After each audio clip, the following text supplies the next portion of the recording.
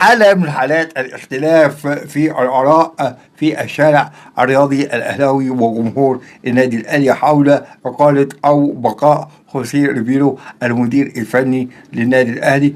لسه بادئين الدوري من 4 جولات، وظهرت بعض العيوب لخوسيه ريبيرو المدير الفني للنادي الاهلي. في رايين، راي بيقول ان سيستم النادي الاهلي ما بيتعاملش بالقطعه، وان خوسيه ريبيرو راجل اكاديمي ما لعبش كره قدم، محتاج بعض من الوقت للتاقلم مع النادي الاهلي باعتباره اسباني، ودي دراسه علميه اكيده موجوده في كره القدم. راي تاني هو اقاله خوسيه ريبيرو باعتباره انه هو خد فرصه في كاس العالم للانديه في شهر 6 و7 و8 وداخلين على 9، 3 شهور يعني تأقلم مع الفريق وعرف الفريق، وبيقولوا ان خوسيه ريبيرو فاشل فاشل فاشل مع النادي الاهلي.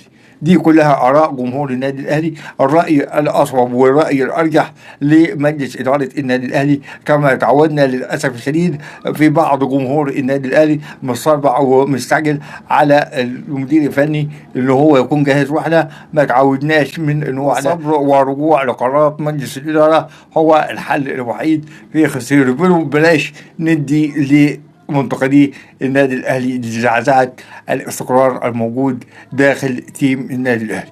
ان شاء الله انا متاكد ان مجلس اداره النادي الاهلي هياخد قرار صواب. بلاش نظهر النقد السلبي للاعبي والمدير الفني خوسيه ريبيرو، لان المرحله الجايه مرحله حرجه للنادي الاهلي.